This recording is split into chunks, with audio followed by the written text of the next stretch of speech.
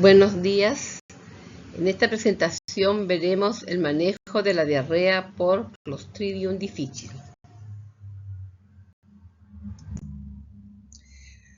A modo de introducción veremos las generalidades y la epidemiología. El Clostridium difficile es un agente etiológico asociado a las colitis por el uso de antibióticos en forma prolongada.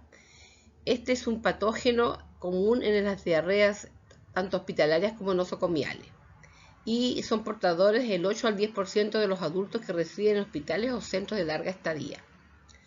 Pueden ser portadores en hasta el 20% de pacientes hospitalizados más de 2 semanas. No todos los pacientes que pueden tener Clostridium difficile en el colon van a desarrollar la enfermedad, y hay que destacar que el Clostridium difficile puede ser parte de la microbiota intestinal. ¿Es una infección recurrente? Sí, el 25% de los pacientes presentan recurrencias dentro de los 30 días siguientes al tratamiento. Quienes tienen mayor riesgo de recurrencia son los adultos mayores, el uso prolongado de antibióticos, uso de inhibidores de la bomba de protones, uso de corticosteroides, pacientes con daño renal e inmunocomprometidos.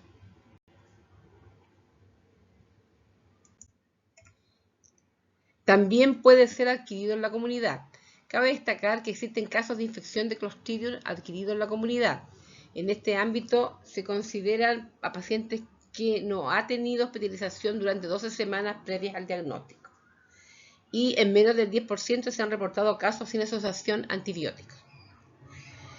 Es importante destacar que en las décadas del 80 y el 90 la incidencia de diarrea por Clostridium aumentó en los países desarrollados por la utilización de las cefalosporinas de la segunda y de tercera generación. Y actualmente se han producido un incremento considerable del número de casos y de su gravedad en ciertas zonas geográficas como en Canadá, Estados Unidos y oeste de Europa. Y es atribuible al uso masivo y la duración de la terapia con antibióticos de amplio espectro, así como la aparición de una cepa hipervirulenta que es la NAP1-BI027 del Clostridium difficile. Microbiológicamente, es un bacilo anaerobio gram positivo, causa diarrea y afecciones gastrointestinales, formadora de esporas y es transmitida vía fecal oral, frecuentemente por contacto con personas infectadas, sintomáticas o asintomáticas. Además, produce una toxina A y B. El 10 al 30% de estas esporas no son toxicogénicas ni patogénicas. Fuera del colon, estas esporas sobreviven siendo resistentes a antibióticos y ácidos, y permanecen en el medio ambiente cuando estas formas vegetativas llegan al ambiente anaerobio del ciego y colon.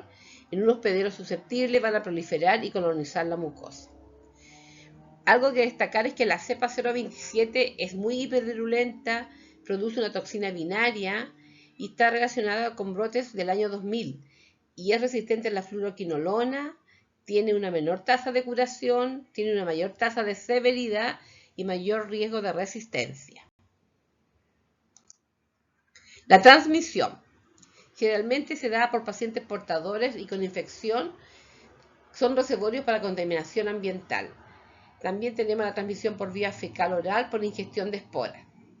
También se puede transmitir a través de esporas presentes en superficies y material del medio hospitalario, ropa, instrumental, estetoscopios y las manos no higienizadas del personal paciente y familia. Por eso es importante el lavado de manos en el tratamiento de estos pacientes y en el manejo de estos pacientes.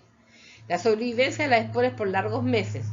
Hay un mayor riesgo en pacientes que ocupan camas de pacientes que previamente recibieron antibióticos. Transmisión más probable en pacientes con diarrea activa por Clostridium difficile que portador sintomático.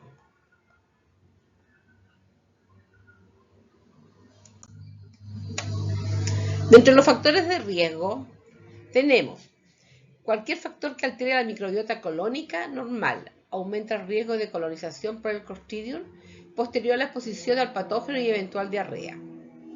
Hospitalización reciente, que es también un factor de riesgo importante a considerar. La infección por el Clostridium va a afectar principalmente a adultos mayores, quienes además van a tener mayor riesgo de una enfermedad severa y complicada. También son de alto riesgo pacientes con comorbilidades, inmunosuprimidos, presencia de malignidad, quimioterapia, corticoterapia, trasplantes de órganos y cirróticos. Y otros factores de riesgo podrían ser la cirugía digestiva, el uso de sondas nasogástricas, uso de inhibidores de la bomba de protones y antagonistas de receptores de la histamina. En resumen, los factores de riesgo serían edad avanzada mayor de 65 años, hospitalización, comorbilidad severa, nutrición enteral por tubo, cirugía gastrointestinal, la obesidad, quimioterapia, trasplante de células hematopoyéticas, enfermedad inflamatoria intestinal, cirrosis y suspensión del ácido gástrico. Antibióticos. Acá les muestro una tabla de antibióticos que más se asocian a la infección por Clostridium difficile.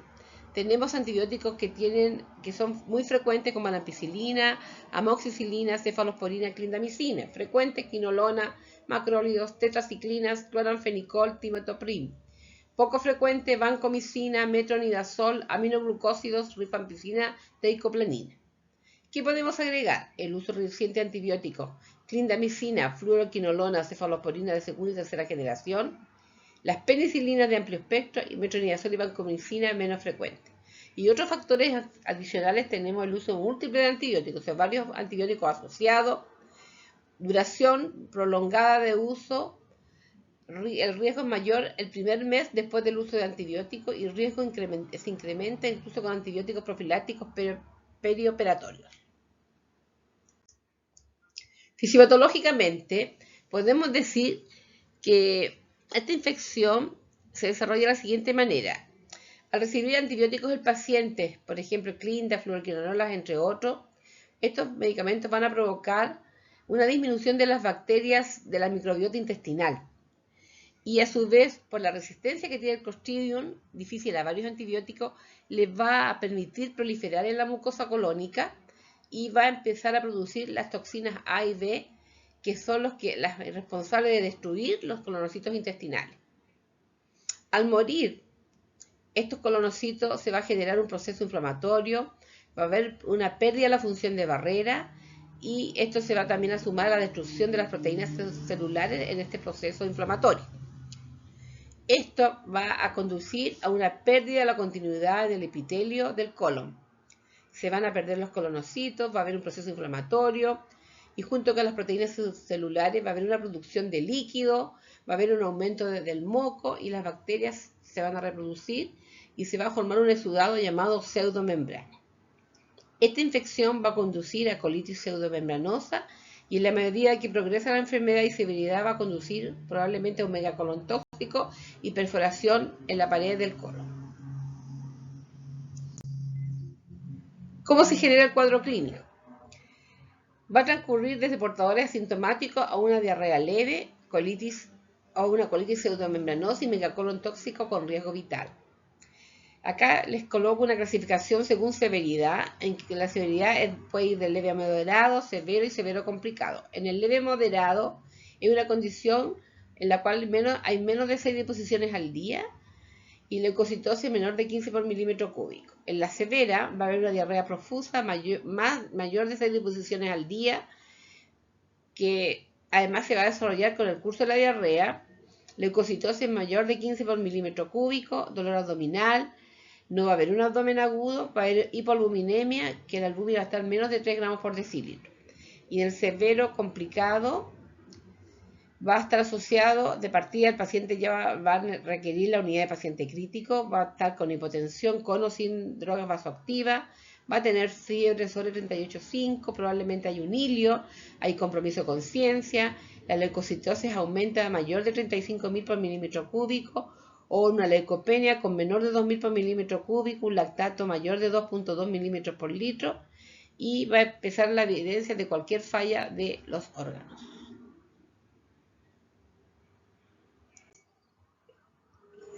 Factores de riesgo de la enfermedad severa, bueno, la enfermedad avanzada, leucopenia o leucocitosis mayor de 20.000 por células, por unidades por litro, albúmina menor de 2,5 miligramos por decilitro, un BUN mayor o igual a 7 milímetros por litro, una PCR mayor a 150 miligramos por decilitro, y generalmente va a cambiar la frecuencia respiratoria con compromiso respiratorio mayor de 20 respiraciones por minuto y la frecuencia cardíaca siempre va a ser mayor a 90 latidos por minuto.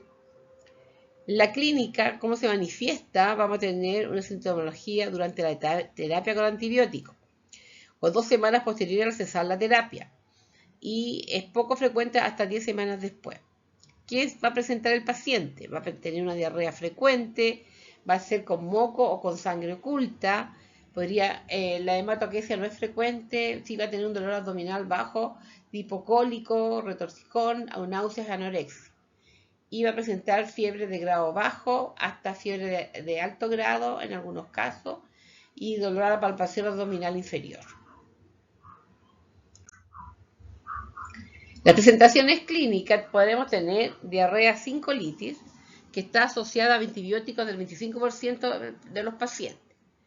Después tenemos los pacientes infectados con cepas toxigénicas del Clostridium, tienen diarrea leve a moderada y se resuelve solo con la suspensión del antibiótico. En la colitis sin pseudomembrana, vamos a tener formas más graves de diarrea, presenta 5 a 10 disposiciones diarias, hay un dolor abdominal, fiebre, náuseas, vómitos, deshidratación, y en el estudio de las heces podría aparecer sangre y leucocitos.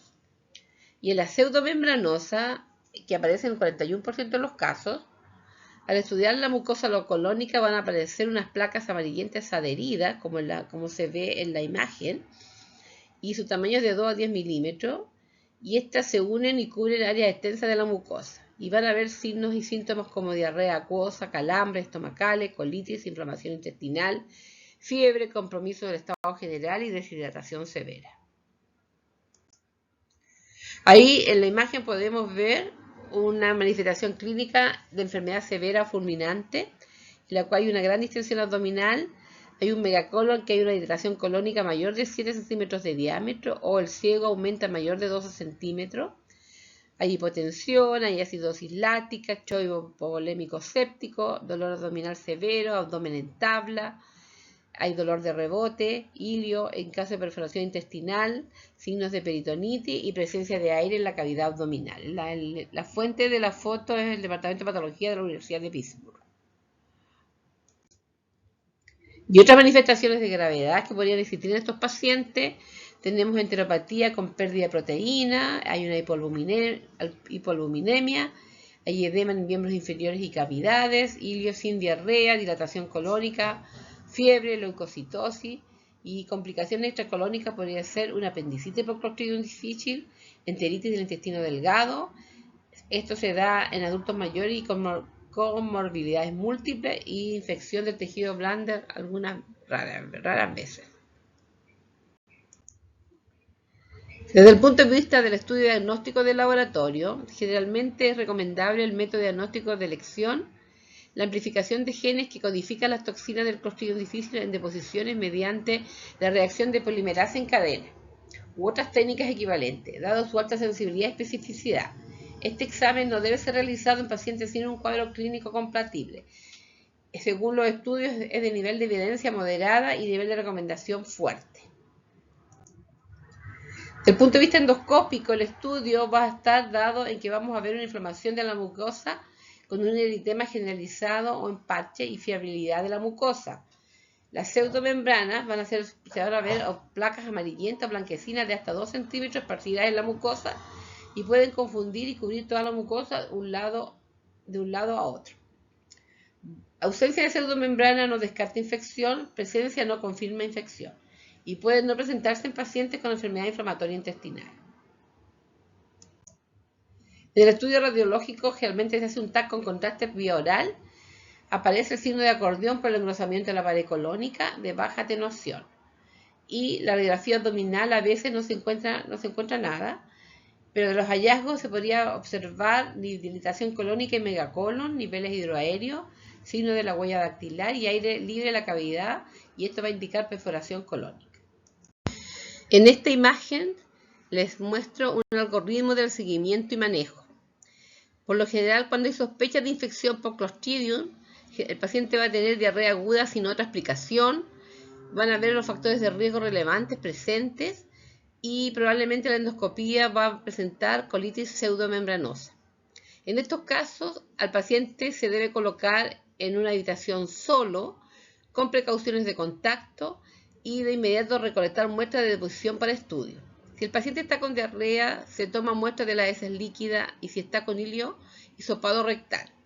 Y se exige o se inicia el abordaje de 2 pasos. Primero vamos a evaluar el PCR, que si es positivo, la enzima inmunoanálisis para toxina A y B va a ser positivo para infección por Clostridium. Si es negativo, probablemente el paciente sea un portador o infección con baja producción de toxina.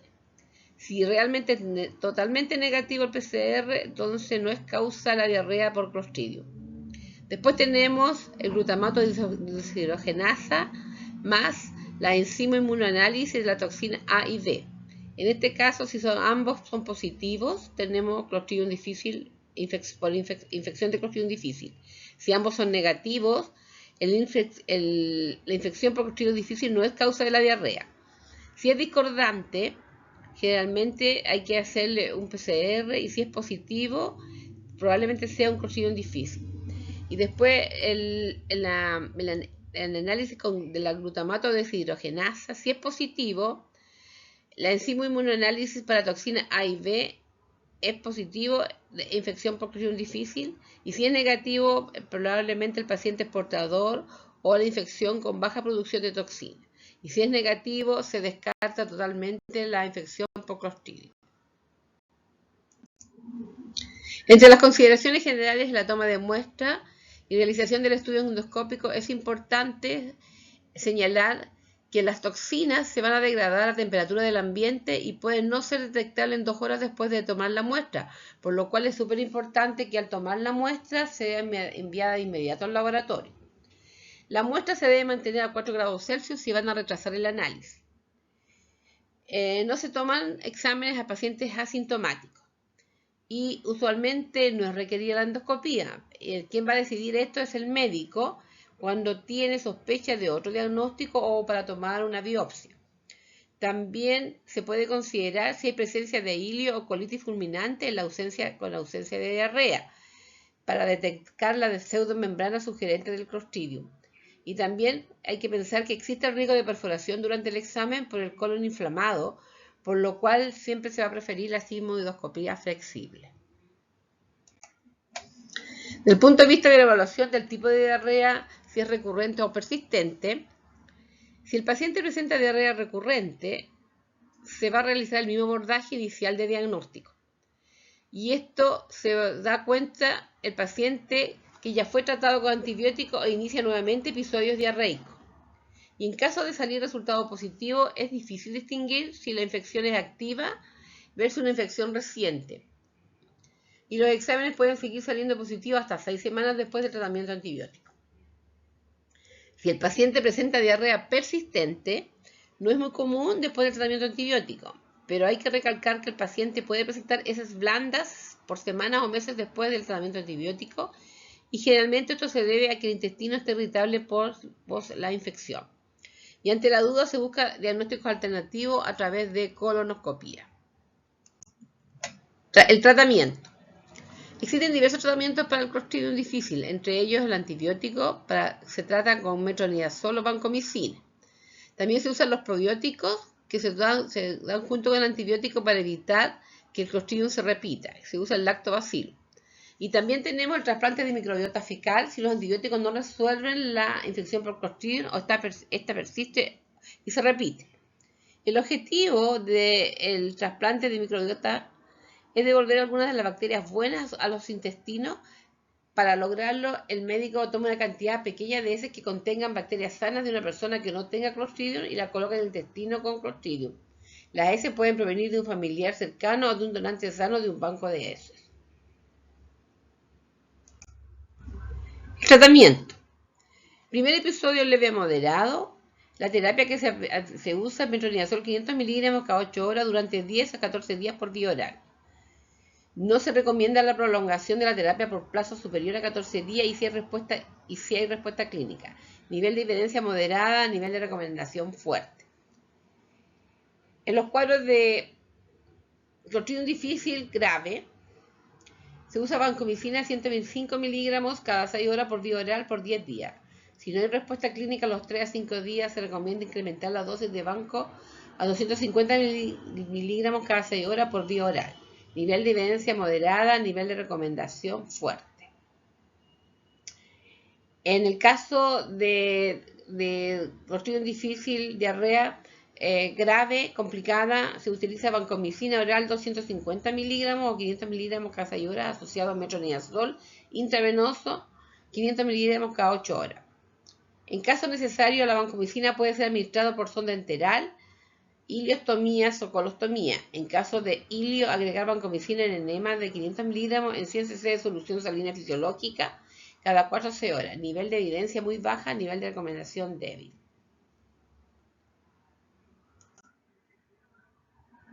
Del punto de vista de la recurrencia de la diarrea por Clostridium, en la primera recurrencia se usa el mismo antimicrobiano utilizado en el episodio inicial. Y ajustado según la gravedad de la recurrencia, tiene un nivel de evidencia baja y nivel de recomendación débil.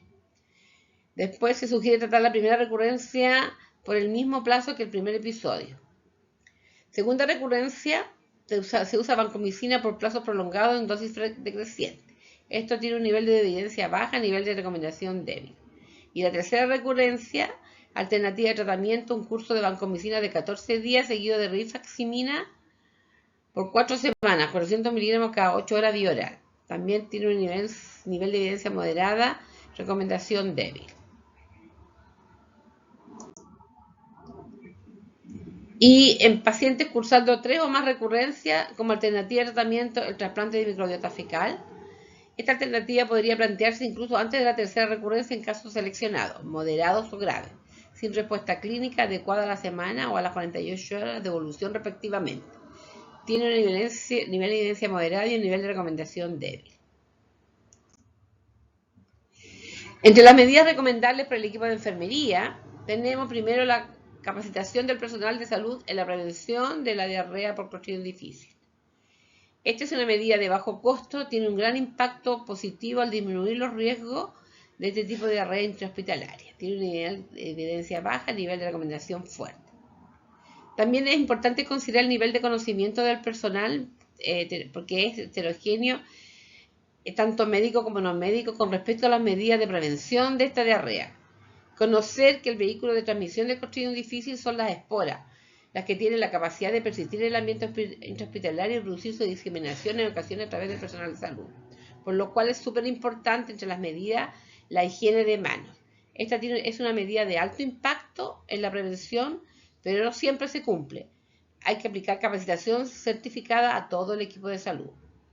Otra de las recomendaciones son importantes el aislamiento de contacto de todos los pacientes hospitalizados con diarrea por Clostridium. Debe ser realizada preferentemente en pieza individual o en su defecto en una cohorte que incluya su uso de baño exclusivo. El aislamiento debe prolongarse al menos hasta 48 horas después de que el paciente presente la posible formada. Tiene un nivel de evidencia baja, nivel de recomendación fuerte. Es importante las medidas aplicadas en conjunto como son el lavado de manos, el uso de guantes y delantal y el aislamiento de contacto. El manejo de brotes. El aislamiento de contacto en pieza individual, limpieza con cloro de las habitaciones y lavado de manos con agua y jabón del personal que atiende pacientes con diarrea y el uso de EPP. En caso de no contar con una habitación individual, se recomienda realizar aislamiento de cohorte proporcionando un inodoro exclusivo. El lavado de manos con agua y jabón de los trabajadores de la salud que atienden al paciente visitante antes y después de tener contacto con el paciente o su unidad.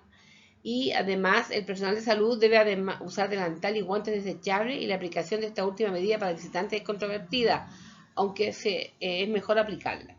Y para pacientes con incontinencia fecal es preferible el aislamiento en pieza individual.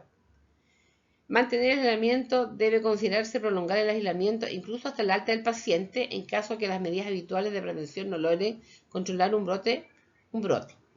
La mayoría de los expertos concuerda que debería prolongarse al menos hasta 48 horas después que el paciente presente deposiciones formadas.